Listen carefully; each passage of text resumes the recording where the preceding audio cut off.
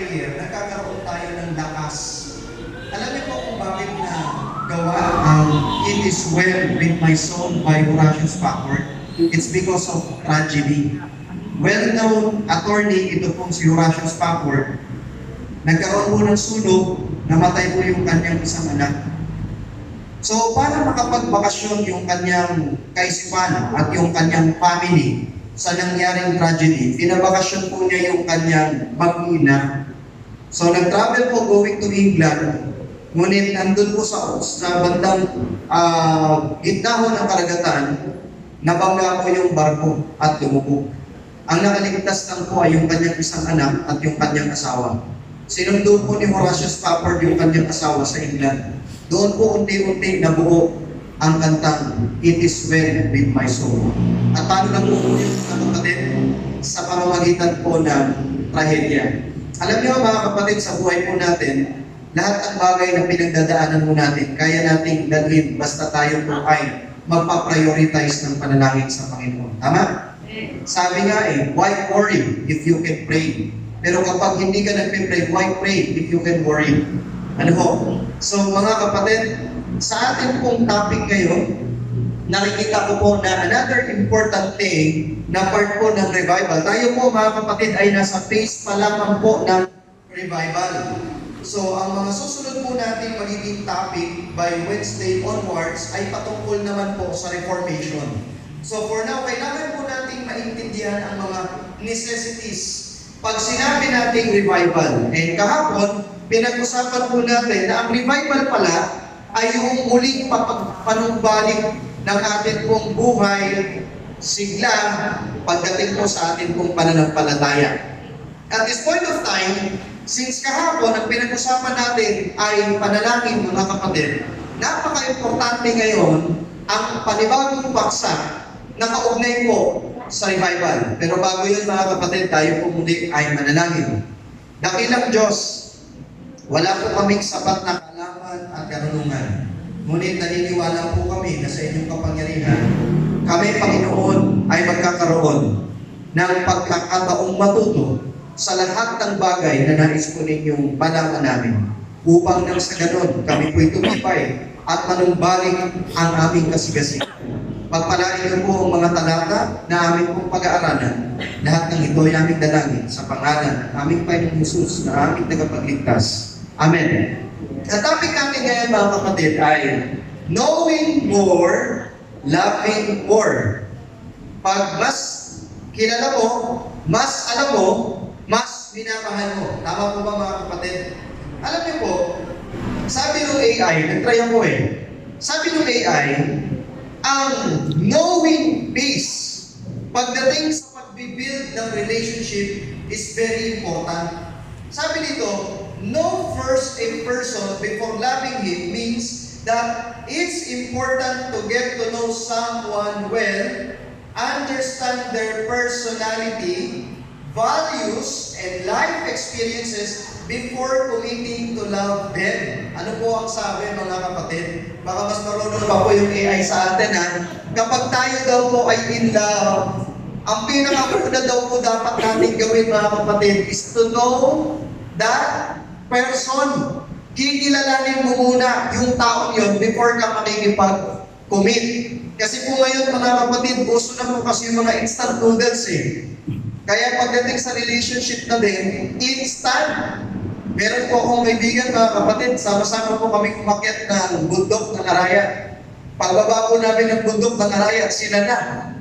Alam niyo mga kapatid, na pagdating sa relationship building, it is very important for us to consider to know that person first. Sabi po ni Ellen White mga kapatid, before giving her hand in marriage, yun daw po mga babae, every woman should inquire whether he, with whom she is about to unite her destiny is worthy. Ayan. What has been his past record? Is his life pure? Is the love which he expresses of a noble, elevated character, or is it a mere emotional fondness? Has he the traits of character that will make her happy? Ang sabi po ni Ellen White, Alam niyo mga kapatid, ang pinipinpoint ni Ellen White po dito, before daw po magkaroon ng asawa ang babae, kailangan daw ikilalanin niya muna yung lalaki. And I'm sure, maraming mga challenges sa buhay natin pagdating sa love life, na kapag nakipagrelasyon ka sa hindi mo kakilala, most probably, yung relationship na binibuild mo, mawawala, mapuputol, at hindi po magtatagal. Alam niyo po, tinignan ko po yung mga reasons or causes ng divorce. Kung mapapansin po ninyo, meron po ditong number 1, lack of commitment. Number 2, mga napansin ko ay unrealistic expectations. Sumunod, conflict, pagtatalo. Ano pa? Financial disagreements. Ayan. Ano pa? Ano pa sabi dyan? Ayan. Poor communication skills. Ano pa po ang sabi dyan? Irreconcilable differences. Mga kapatid, kung inyo pong titignan yan kung mga bilog na yan, majority ng reason kung bakit nagkakaroon ng divorce, pag-break up ng relationship, it's because of taking granted, pag-take ng ginagrant lang mga kapatid. Taking advantages, yung tinatawag na knowing face. Bakit? Dahil nga kapag may infatuation kang nararamdaman. Pag sinabi natin infatuation, ito yung feeling mo, in love ka. Kapag ikaw ay infatuated, mga kapatid, yung frontal lobes mo, yung decision making mo, ay nahaluan ng mga chemicals to the point na hindi ka nakakapag-decide ng tama. Even though may nakikita ka ng mga red flags, ang nakikita mo pa rin ay hindi, gwapo pa rin siya eh. Hindi, ano pa rin yan? Okay yan, pasok yan. Ano? Medyo bad boy. Yan nga gusto ko eh, medyo bad boy. Ano? So kung inyong pong titignan mga kapatid, pagdating pala sa relationship, one of the top priorities dapat natin is to know that person before committing our love toward that person. Tama po ba? And marami pong nag-iwalay kapag hindi po yan ginagawa, mga kapatid. Ngayon, meron pa nga po dyan conflict and arguing, etc. Alam niyo po sa Bible, ang sabi dito ni Apostle Paul, I am as concerned about you as God is. You were like a virgin bride I had chosen only for Christ. Ano po ang sabi ni Apostle Paul pagdating sa mga taga-Korinto?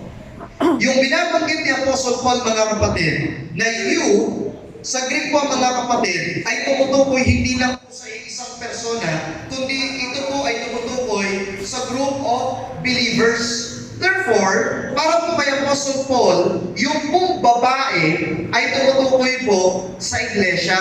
At ang sabi po mga kapatid, piniprepare daw po at concern daw po sa Apostle Paul doon sa iglesia na kanyang inihahanda na pakakasalan ni Jesus Christ. Ibig sabihin mga kapatid, yung palang iglesia ay dapat kilala kung sino si Kristo para may maayos na relasyon sa ating pong Panginoon. Maliwanag po ba mga kapatid?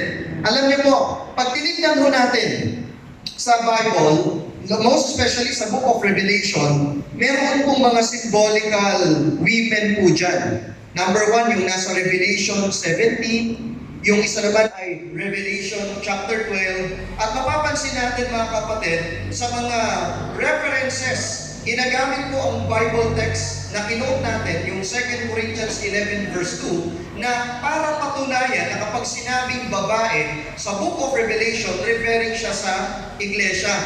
Yung binabanggit sa Revelation 17 na iglesia na nakaupo dun sa dragon na may 7 ulo mga kapatid, yan po'y tumutukoy sa false church. Kaya po yung kanyang depiction ay prostitute.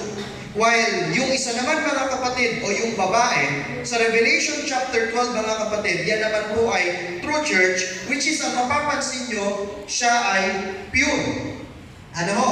Kaya po, mapapakita natin sa ating pong pinag-aaralan ngayon na ang babae, mga kapatid, ay ang iglesia. At kung ang babae ay magkakaroon ng relasyon doon sa kanyang pakakasalan na walang iba kundi sa ating Panginoon. If we want to have a long-lasting relationship with Jesus Christ, therefore, ang conclusion agad, kailangan muna natin kilalanin ang ating pong Panginoon. Sabi po ni Ellen White ganito, if you continue to see no loveliness in Christ, kung inyong nakikita at nagpapatuloy kayong nakikita na walang kaibig-ibig kay Kristo, no attractions in the truth, ano daw po mangyayari? You will love the world.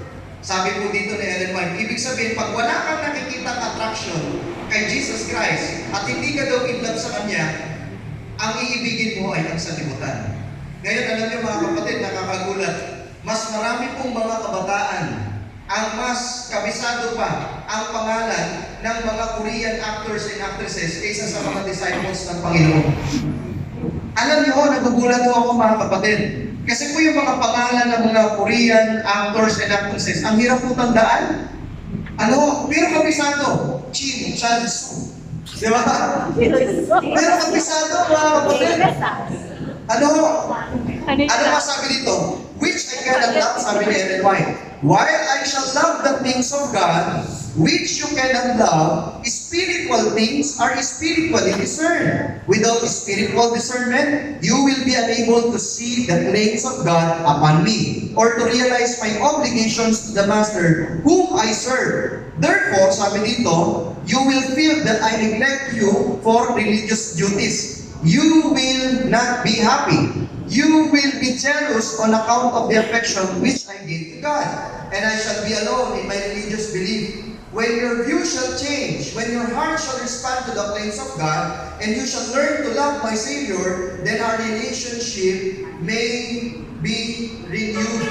Ano po mapapansin niyo mga kapatid? Ang neglection sa ministry, hindi ka masaya sa ministry, hindi ka masaya sa loob ng church, nagkukwit ka sa ministry, it's just a result of not having a good relationship sa ating Panginoon dahil simply because hindi mo siya kilala.